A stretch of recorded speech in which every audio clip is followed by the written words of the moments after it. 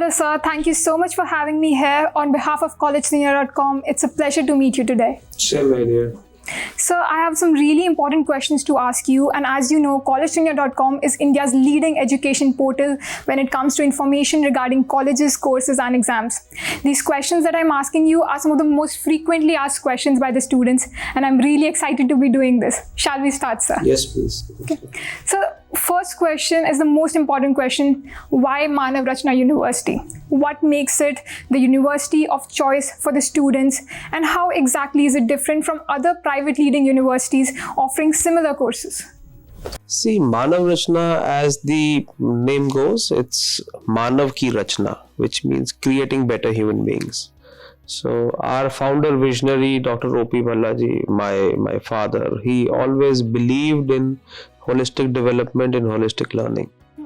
So I still remember his saying, he said that मुझे एक अच्छा इंजीनियर नहीं बनाना, मुझे एक अच्छा इंजीनियर बनाना है जो एक अच्छा बेटा भी हो, जो एक अच्छा सिटीजन भी हो, जो एक अच्छा फादर भी हो, जो एक अच्छा एम्प्लॉय भी हो, जो एक अच्छा एम्प्लॉयर भी हो. So it was always about holistic learning, keeping the society in mind, keeping the creativity in mind. So we have been able to deliver that vision of his through our institutions, where our student gets an option of, we can give him wings, but we definitely want that he should also have his stronghold onto his roots. Right. That the person is like towards the ground, rooted on the ground level as well, but still can fly with, whatever. Okay, lovely, sir. So talking more in depth about the curriculum, I wanted to know how exactly does the curriculum of Manav Rachna make the students career ready? See, I have a lot of knowledge partners from industry who are advising us and guiding us in building our programs. We do have Microsoft with us, we have Intel with us, we have Mitsubishi Electrical with us, we have Daikin Center of Excellence in campus, we do have a center with Infineon, we have a center with Honda Motors. Right. We have a center with Altair Technologies. So all these guys are leaders in their areas. So right. I'm sure whenever an industry works, if they want to take a new leap, they work on new technologies. Mm-hmm. And if they need a person who knows that new technology, they need that person now. Right. Whereas our process is at least for 3 to 4 years, Mm-hmm. So if there is a new technology which is coming up in the market, if we have to create a manpower for that, we need at least 4 to 5 years to prepare that roadmap. Right. So with this collaboration of ours along with the industry partners, I think we have been able to reduce that time frame from 4 years to 2 years. Right. So it has helped us in keeping abreast with all the changes. With these industry partners, we get best of the things, whatever they are doing, whatever new is being coming in the market, we do that. Second is our integration of curriculum around the learning objectives, why we are developing a program, what are the learning objectives of it, what are the learning outcomes of it. So we have a very robust industry interface in our different board of studies, in our academic council. We have members. We do routine workshops on changing and upgrading our curriculum. Then we do follow a fully flexible credit system where a student studying maybe engineering, he wants to learn something in music or art, he can do that. I love it. So giving the flexibility, giving the being very agile as an organization, I would say that is one unique feature with us. What we do here. So, sir, this was more about on the job front. I wanted to know more about the entrepreneurship cell as well that is running at Manav Rachna. See, Manav Rachna itself is a story of an entrepreneur. Right. Our founder, he was a practicing doctor and came up into education, and today catering to maybe 30,000 plus students across all institutions. So it itself is a big success story when it comes to entrepreneurship. Right. So we always believed that if you create one entrepreneur, that means you are giving employment to at least 30-40 people, even if you create a small organization. So keeping that in mind, we always motivated our students, guided our students here through our Manav Rachna Business Incubator, where if they have any idea, they can come and they can talk, share their ideas. We also give some seed money to all startups. Right. and we do hand holding. Even if a student who comes and wants to use our personal network, even in my personal capacity, I think I am mentoring more than 80 plus startups in the campus, and have invested in around 17 startups who came from this place. So giving them that platform, canvas, that opportunity, right? where first they can ideate, then they can create, and once they create it, and if the industry is convinced, then we try to take them to the next orbit. I love So trying to complete the entire cycle. And to share with you, in entrepreneurship front, we have also created a model where our faculty members are also co-owners. Okay. Right, so that faculty also grows. I don't want that a professor should remain a professor for his life. I would love to see my professor as a CEO of an organization. Right. So I have few professors here who are leading their own companies. They are also teaching. They have students as their business partners. So this spirit of creating jobs instead of seeking jobs is what we do I here. must say that's like a quality of a good leader. So, sir, coming to some of the most pressing topics in our hands right now, that is the COVID-19. So, COVID-19 has affected literally every one of us, and students and universities, the education sector is no different. We saw a very sudden shift from offline education to the online education. So, I wanted to know, how exactly did Manav Rachna adapt to this change? See, we got a notice to close all our schools, I think on 15th or 16th of March. And the formal shutdown was around 22nd, 23rd of March. Right. And we were online on 18th of March. Right. So thanks to our partners, again, Microsoft was there. So we moved on to Microsoft Teams, integrated all our best practices, learning across that. And I would like to salute the teachers, the way those people worked at that time. It was the teachers who made it happen, whether it was internet at home, whether it was device at home. And the most difficult life, what I could see, was of a teacher at that time. Because if I could recollect those days, first 40-60 days of life, you were not having any help coming at home. You have a husband who is working from home, you have 2 kids who are studying in school, 4 devices simultaneously. You were supposed to identify corners for yourself. Exactly. This is my corner, this is your corner. And I really salute them for what these people have done at that time. It was only the teachers who made it happen. Right. It was very easy for a teacher to come and say, internet not working. And the kids would lose the class, but that never happened. So technology supported us, and beyond technology, I still believe that the Manav Rachna value system, we call it as Manav Rachna Parivar. So everybody was working towards this mission that we have to make it happen. And a lot of learnings, and COVID has given a few challenges, but it has also thrown out a lot of opportunities in terms of online learning, in terms of online education. Earlier, we used to believe that it's only brick and mortar which will bring you education, but the future is not like that. So how did you keep the students encouraged and engaged, at this point of time? It was like very trying times for everyone. Communicate. Lovely. That's all. Yes. The more you are in touch with your students, the more they will be happy, the more they will be part of all decision making with you. Right. So I think everything was made available to them online, and they obviously the only thing that was missing probably was the physical touch, but then... See, that is something which is very, very important. But at that particular time, to keep ourselves connected, to keep ourselves engaged, I think that was the best solution which was available at that situation. Right. So, sir, with digitalization now hitting every aspect of our life, education sector is obviously no different. So, at this point of time, a university's digital footprint is playing a very significant role. So, how does collaboration with company like ours, such as Collegedunia.com, a beneficial one for universities? See, I was given one information with few of my friends. It says that the annual data consumption of India is highest around the world. Okay. Right? So that means that we people have a lot of time or we people are actually addicted to a device. So you always see after every few minutes the person checks that everything is fine or not fine. So the data consumption is huge in our country, and going forward, since we are the youngest nation, that could also be one of the reasons for data consumption. And I don't see a child today studying maybe a hard copy of a book or maybe of a newspaper. They are so happy and they are so comfortable opening multiple windows on a machine. I see my son doing that. He'll have at least 7-8 windows parallelly open, and he knows what is happening where. Whereas I prefer just working on one window.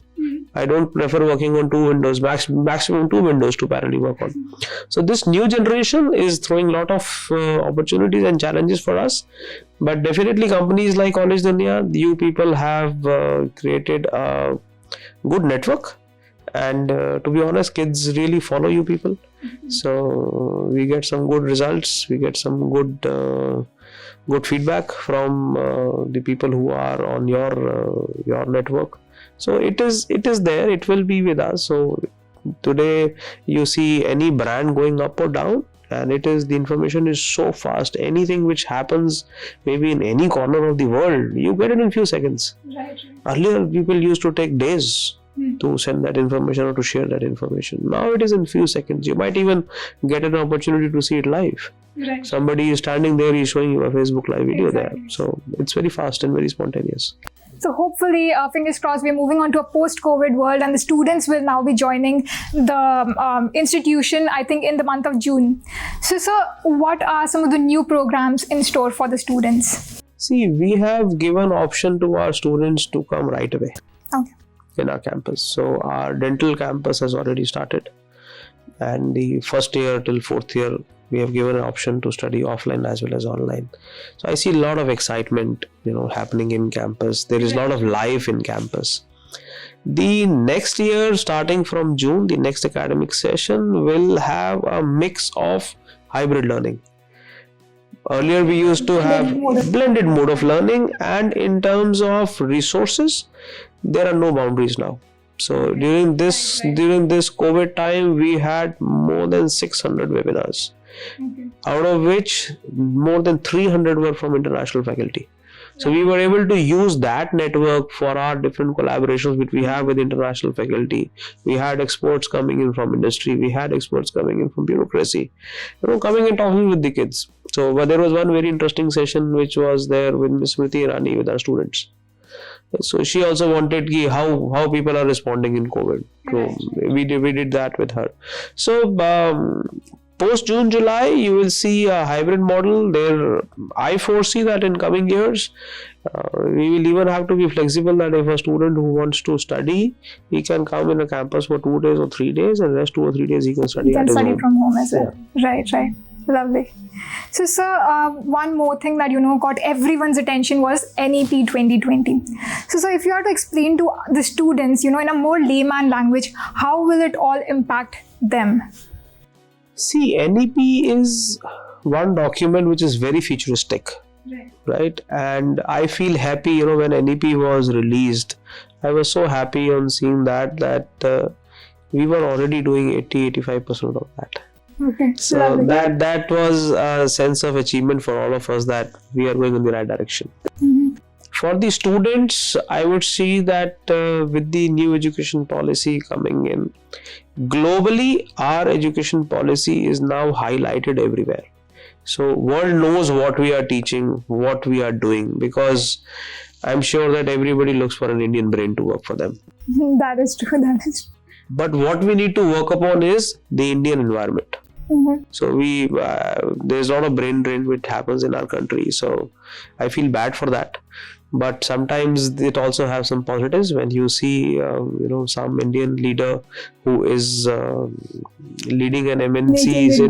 Yes. So we feel like he's from India. Right. Yeah, that achievement is there. That is true. Yeah. So with new education policy, a lot of things will happen on the vocational front. A lot of things will happen around skilling. A lot of things will happen on flexibility and agility. Right. A lot of things will work around collaborations. So we are already onto that, but I see that it will give a lot of thrust and a new, it will act as a new catalyst for next coming years. Okay. So I was going through the website of Manav Rachna University and I noticed a lot of importance has been given to research.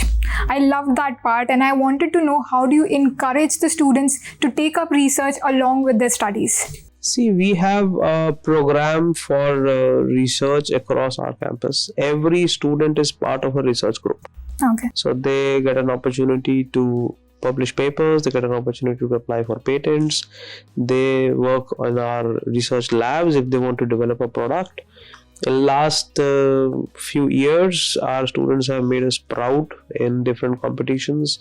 Like one such was Microsoft Imagine Cup, where my team Cali was winner of Microsoft Imagine Cup at a global level. So they first got that in India, then in Australia, then in US. Lovely. And those kids were being personally, mentored by Mr. Madela. So it was a different achievement for them. Similarly, different competitions which were held by Intel, which were held by Accenture, which were held by different bodies, Mitsubishi Cup. So students achieve very well. So if you have one success story, it motivates thousands of people. Right. And we have different research groups which are working in campus. So they give that opportunity and that space, that know-how, that mentoring to the students. So it helps in doing it. Definitely, the first time when we won the Imagine Cup, it was not easy for us to even dream of that something like that can happen, because whenever you talk about research, it was always positioned as if it's for some international universities or the best of the government institutions in the country. But when our students represented us in international competitions and they brought laurels to the country, so it motivated us. Yes. Motivated literally everyone, to do even better the next time as well. Lovely. So at this point of time, I would like to tell our audience that Manav Rachna University is quite liberal when it comes to giving scholarships to deserving students. So sir, I wanted to know, what are some of the scholarship opportunities available to the students? We have a scholarship which is based on your percentile in your grade 12th exams. So it varies from 50% to 100% scholarship. We do have scholarship for people who are high achievers in the area of sports. So just to name a few, we have around 9 Olympians who are studying with us in our campus. So Gagan Narang is our alumni, he studied here. Vijay Kumar is our alumni, he studied here. Angad Bajwa, who is expected to go in this Olympics, Tokyo. So Angad is our student, he studies here in the campus. Anish, we are expecting a quota place for him. So Anish is also a student here. Similarly, we have players in the field of badminton. Kush is an international player. So we give scholarships around sports. We do give scholarships around on merit cum means basis. So there are a few kids who are not financially that sound. So there is a policy for that. We do give scholarships on those bases as well.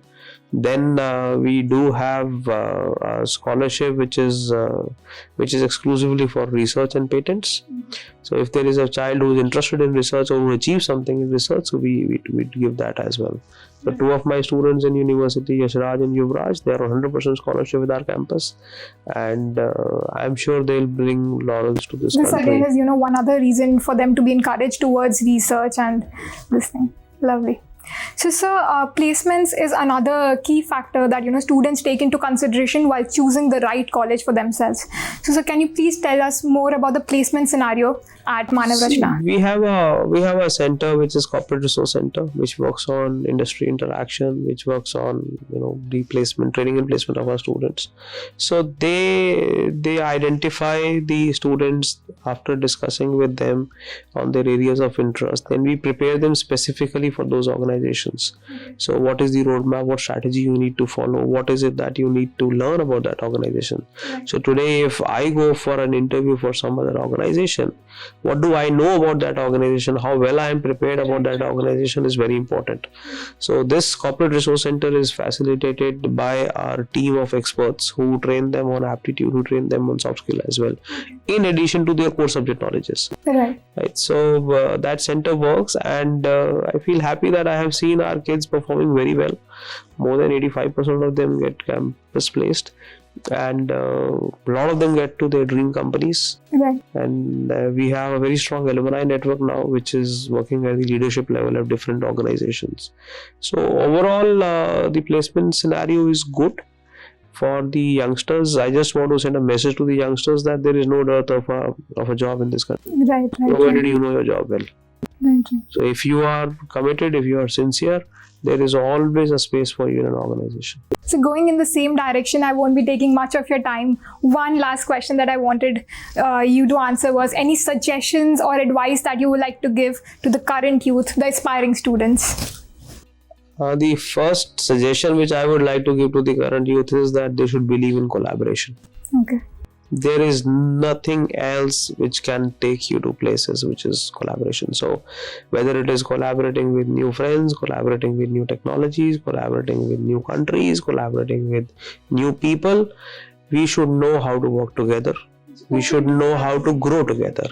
So living in isolation, keeping something to yourself will not take you to places. So it was always building your network. Today your network is your net worth. And they should always try to ideate.